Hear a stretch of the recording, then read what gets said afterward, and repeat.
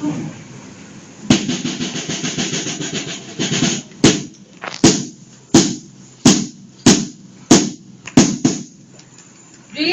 Theater 2014.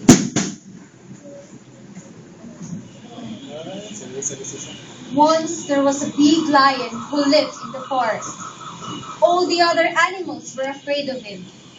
Every day, the lion went through the forest to hunt for food. The animals tried to hide from him, but the lion always found one and killed him.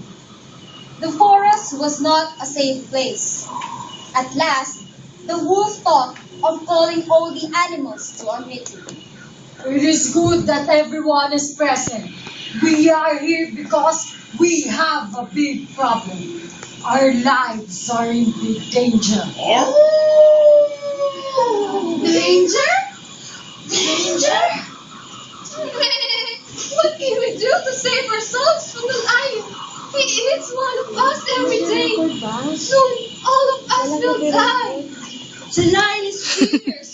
He has no pity for anyone. I remember that day I left my little phone alone.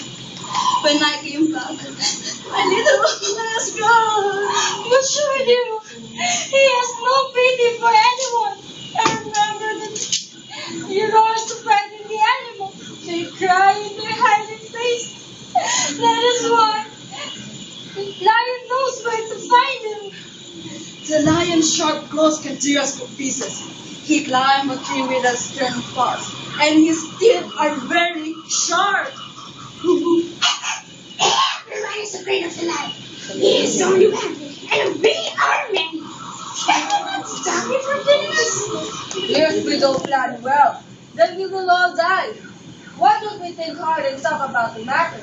So what do you suggest? Everyone must think of a plan. Then we shall decide what is the best. We agree. Let's think of a good plan. The animals thought and thought.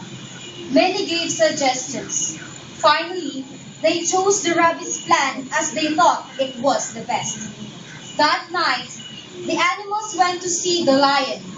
As they came near the cave, they heard him growl. Some wanted to turn back, but when they saw how brave the rabbit was, they went on. What do you want? King Lion, we have come to tell you something that will help you. What is it? We know you are the king of the forest, but you must stop eating the animals.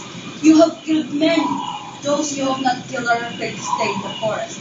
Soon, there will be no animals left. What shall I eat? I must have something to eat. We will take care of that.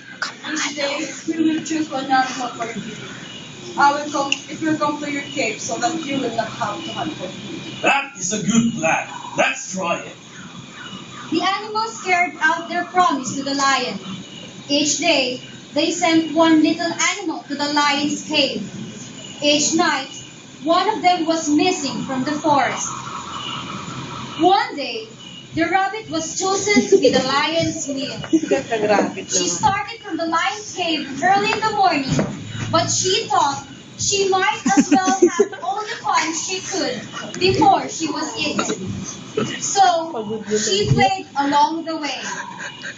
It was very late when at last she hopped to the door of the lion's cave. The lion was very hungry. Why have you kept me waiting so long? Good morning, King Lion. Would you like to see Big Lion that looks just like you? He has a voice like yours too. Where is the other lion? I cannot tell you the King Lion.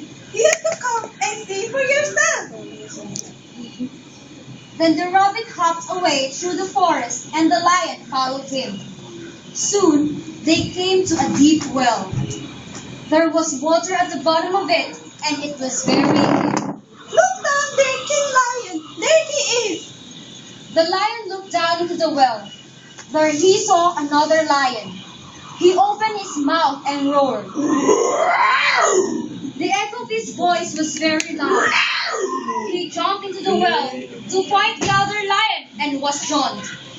The rabbit hopped back to tell the other animals about the good news. After that, the animals live peacefully in the forest. King of the forest.